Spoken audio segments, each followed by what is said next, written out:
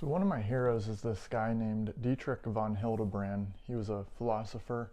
He was considered one of Hitler's greatest enemies during the World War II time period.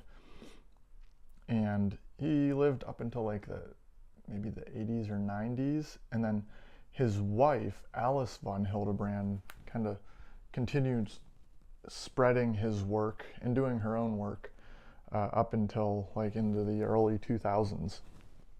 And Dietrich, I think, had a great understanding of the truth, and he discovered truth that humans hadn't previously discovered, or at least documented. And so he was brilliant in that way. His wife Alice was the better communicator, I have to say. I think, in my opinion, her writing is more clear and easy to understand. Not that his is super hard to follow. Hers is just brilliant. Her speaking as well. You can look up a lot of her speeches on YouTube. Alice von Hildebrand. But this is a book called The Art of Living, and it's a compilation of essays by Dietrich and Alice von Hildebrand, just about kind of how to live. Each chapter is based on a virtue. So, for example, we have the first chapter is reverence, the second chapter is faithfulness, third chapter is responsibility, fourth, veracity, fifth, goodness, and so on. So the first chapter, a couple years ago, I was going through a really difficult time in my life. And I was questioning a lot of things. I was questioning just some of my core beliefs. And also I had put an insane amount of my own value on the external world. So I valued myself based on how I thought others valued me and how I thought the external world valued me. And that's a very, very toxic mindset to have. But I just didn't understand that value was inherent in me, that I was dignified and noble just by being who I am.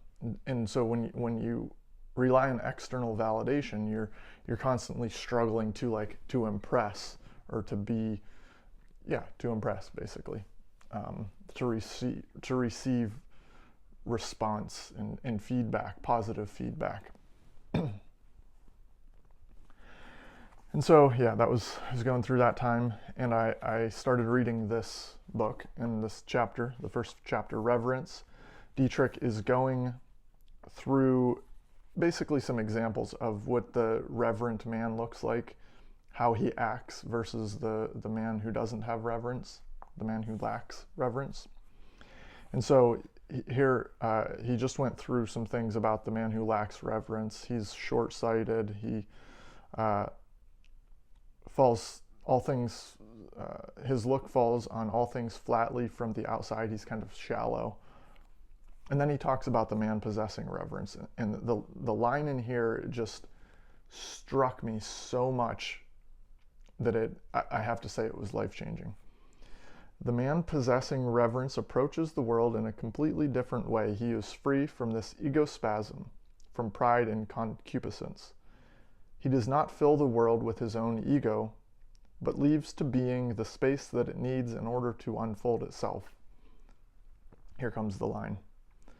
He understands the dignity and nobility of being as such, the value which it already possesses in its opposition to mere nothingness.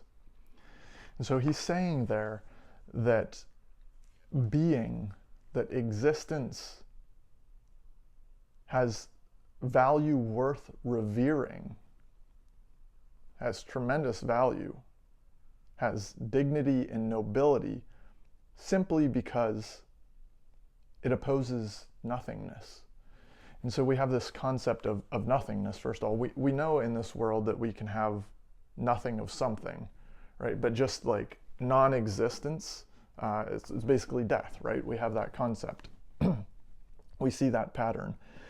And so by living, by existing, just by being me, I realized I have dignity and nobility just by existing, because by existing, I oppose nothingness. That struck me so deeply. And it started me inquiring into what else, makes a human being valuable. Another thing is that you might have heard me mention before is that, we are brought from the earth, from the dirt, and then God breathes into us. So we have the Holy Spirit in us. So we have these low things of the earth and the high things of the spiritual world of heaven combined within us. So we're temples. We are literally temples holding spiritual existence, being within us. And so that gives us tremendous value. We have consciousness. We can act against our instincts. No other creatures on earth can do that more than maybe just a slight amount. We can act completely against our instincts and our impulses and our wants. We can go against our wants. We can self-sacrifice, and that is incredible as well. But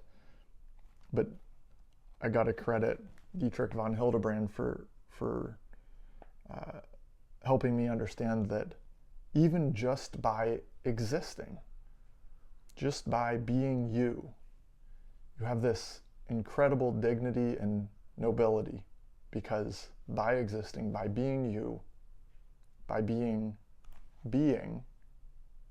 you oppose nothingness.